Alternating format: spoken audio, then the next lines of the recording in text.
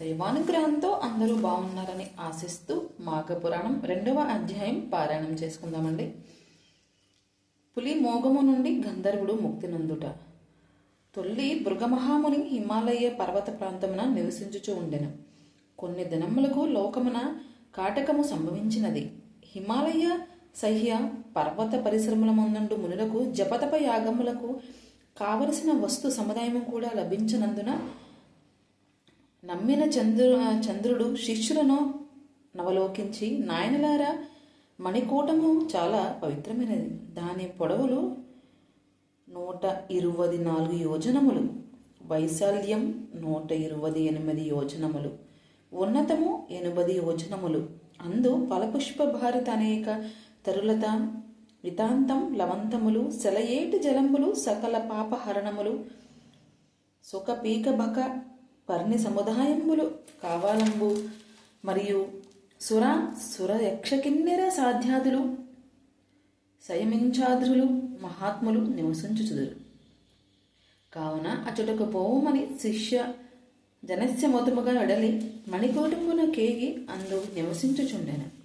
అటులుండ కొన్ని దినములకు బాల్యాసహతుడవు గంధర్వుడొక నుంచి భృగమహాముని నమస్కరించి, స్వామి, ఈమె నాకు అర్ధాంగి, వయోరు పలావన్య సంపన్నయేగాన ఘాన కలయందును నృత్యమునందు నా ద్వితీయ ప్రతిభగలది. సద్గుణమణి అయిన ఈ లలితాంగి భార్యగుట నా అదృష్టమని తలించియు గర్వితుడన్నుగాక హరిహర భేదరహితముగా దైవభక్తి కలిగి మాఘమాస వ్రతము కూడా ఆచరించి తిని. కానీ నా పుణ్య ఫలమేమి? అప్పటి నుండి నాకే పులియోగము సంభవించినది. దీనిని బాపుకొనుటకై తీర్థములలో గురుంకు విడితిని, దానములు చేసి తిని, ఏమి చేసినను ప్రయోజనము లేదు. నాకు యథావిధిగా నిజాననము ప్రసాదింపుమని ప్రార్థించును. మునివర్యుడు దివ్యదృష్టిని అవలోకించి, గంధర్వ, నీవు వ్రతం ఆచరించినప్పుడు మాఘశుద్ధ ఏకాదశులు జరుపగా ద్వాదశి నాడు తైలముతో తలంటుకొని స్నానము చేసిన దోషమున నీకే వ్యాఘ్రముఖము ప్రాప్తించినది. గడిచిన దానికై బాధపడకు. ఎట్లుండి పుష్యశుద్ధ ద్వాదశిన తిరిగి వ్రతము ఆచరింపుము. నా యథర్వమును యథావిధిగా నెరవేర్చిన స్నానదాన ఫలములు దక్కుటకి మాఘశుద్ధ ద్వాదశిన తలంటుకొనక స్నానము చేసి పారాయణము చేసి బంధువులతో కూడి భోజనము చేయి అని గంధర్వుడు మునితో చెప్పాను.